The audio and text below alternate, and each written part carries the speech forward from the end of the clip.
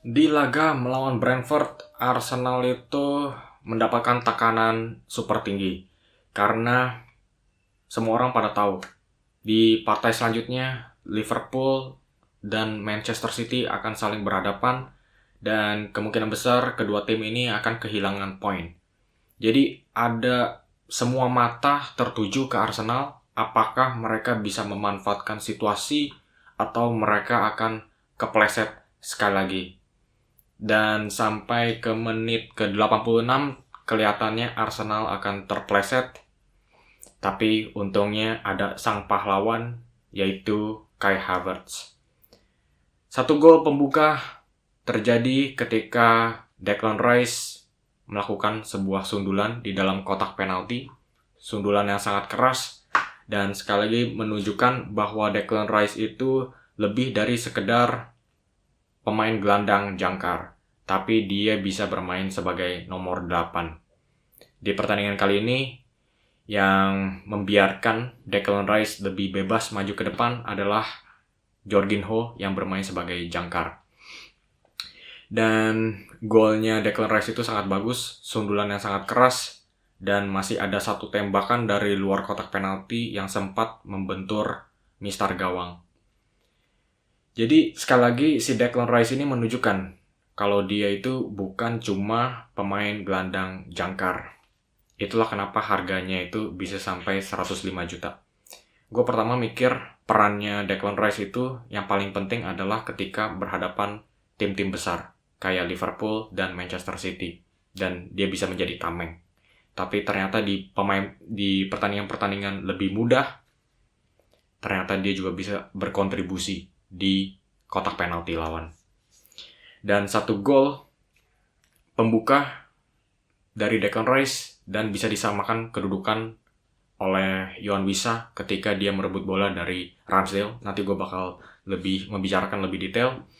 Dan ketika skor 1-1 yang menjadi pahlawan adalah Kai Havertz.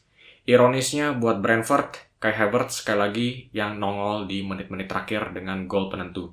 Di laga sebaliknya, melawan Brentford juga di GTEC Community Stadium, Havertz pun juga yang membawa Arsenal menang dengan skor 1-0.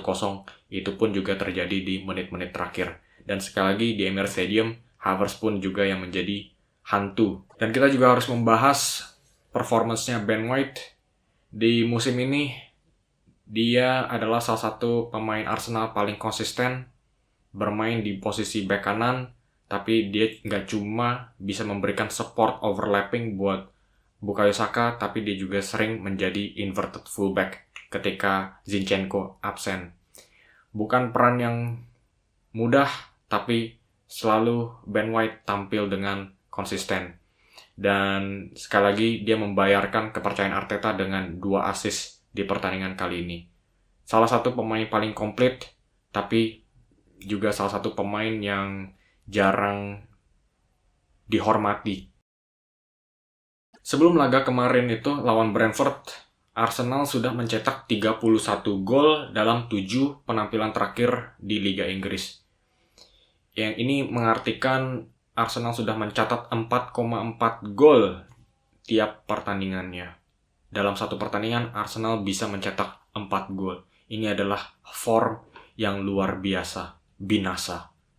Tapi juga form yang sangat sulit atau tidak mungkin bisa dipertahankan oleh Arsenal.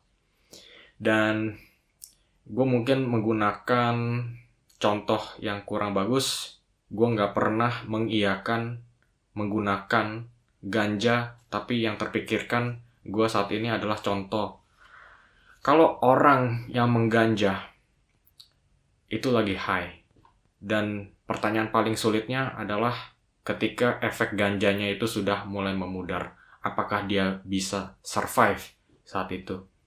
Sebelum laga kemarin, Arsenal itu lagi high, lagi tripping. Tapi pertanyaan selanjutnya, apakah ketika berhadapan dengan Brentford yang tampil dengan rapat dan sangat defensif, mereka masih bisa menemukan jalan pembukanya?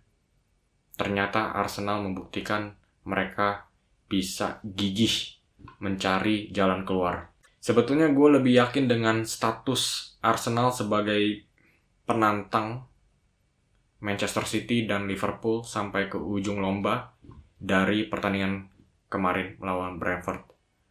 Ketika Brentford sangat rapat dan membuat situasi sangat sulit, apakah Arsenal bisa mencari akal? Karena di pertandingan-pertandingan sebelumnya itu pertandingan yang sangat mudah dan Arsenal itu lagi di atas angin. Tapi sekarang ketika melawan Brentford, mereka diuji. Soalnya salah satu ciri khas pemenang Liga Inggris adalah ketika mereka bermain buruk, mereka masih bisa mencari jalan keluar atau solusinya. Dan kemarin itu Arsenal bisa menemukan solusinya. Gue salah satu orang yang mengkritik Mikel Arteta setelah ngedrop Ramsdale buat David Raya.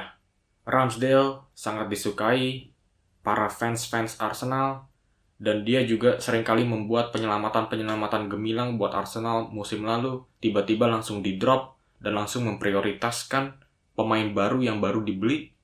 Ini keputusan yang terlalu keji. Itu pertama kali anggapan gue terhadap Mikel Arteta. Dan kemarin itu Ramsdale sedikit mengubah persepsi gue tentang Mikel Arteta, karena yang gue lihat kemarin itu Yohan Wissa berhasil menyapu bola dari kakinya Ramsdale. Kesalahan yang fatal dari Ramsdale yang mengubah skor menjadi 1-1.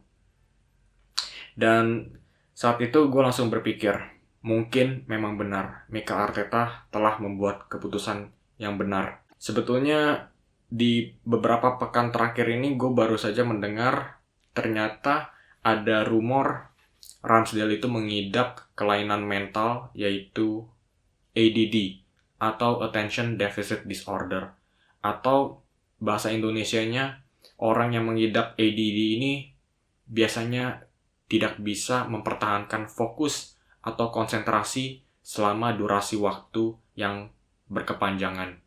Dan di musim lalu bisa kita lihat di babak kedua, Ramsdale konsentrasinya sering buyar dan sering membuat kesalahan-kesalahan fatal. Dan mungkin itulah yang mengubah hatinya Arteta, bahwa Ramsdale tidak bisa membawa Arsenal ke next level. Pemain itu adalah David Raya. Dan kemarin itu mungkin saja bakal menjadi pertandingan terakhir atau perpisahan buat Ramsdale kalau nggak ada cedera buat David Raya. Dan untungnya Arsenal berhasil memenangkan pertandingan kemarin itu, karena pasti sangat disayangkan pertandingan perpisahan berujung kekalahan yang disebabkan oleh Ramsdale. Karena kiper ini patut kita hormati dan respect, karena tanpa kontribusi dan penyelamatan-penyelamatan gemilang musim lalu, Arsenal tidak bisa berada di posisi sekarang ini. Tidak bisa diragukan lagi, Kai Havertz adalah salah satu pemain inform Arsenal, atau yang lagi naik daun dengan 4 gol dan 2 assist dalam 4 pertandingan Liga Inggris terakhir. Yang paling ironisnya buat Havertz dan juga Brentford, Havertz sekali lagi menjadi penentu kemenangan di menit-menit terakhir.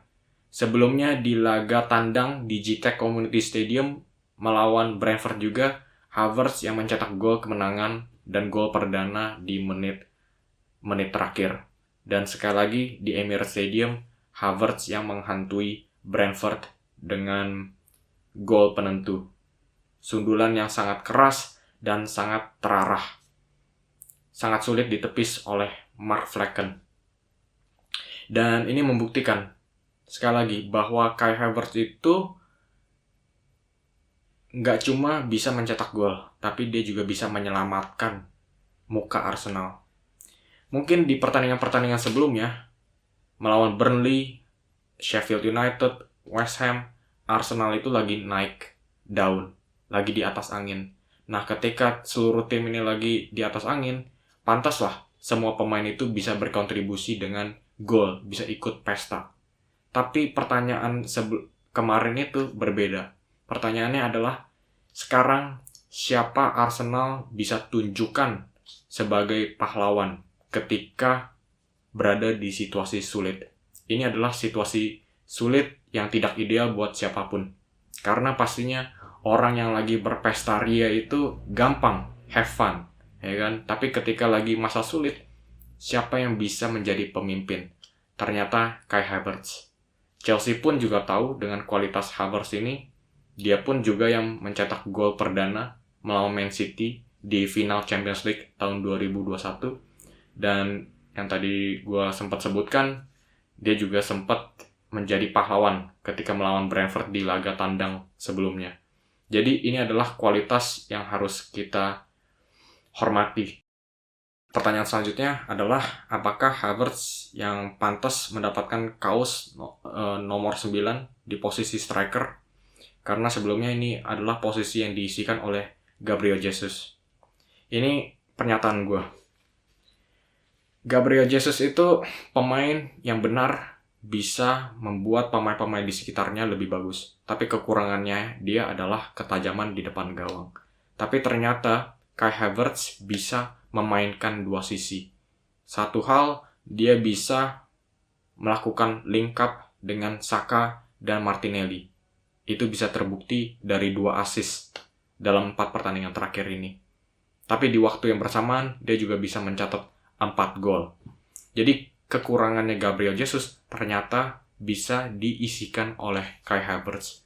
Mungkin penyelamat Arsenal bukan Gapsus ataupun Ivan Toney, melainkan Kai Havertz. Oke guys, jadi sampai di sini aja video kali ini. Kalau kalian setuju dengan analisa gue, kalian bisa langsung klik like dan subscribe.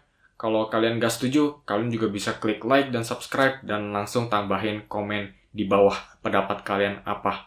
Yang penting like, subscribe, dan komen. Oke, jadi sampai di sini aja video kali ini. Terima kasih sudah menyaksikan dan sampai jumpa di video selanjutnya.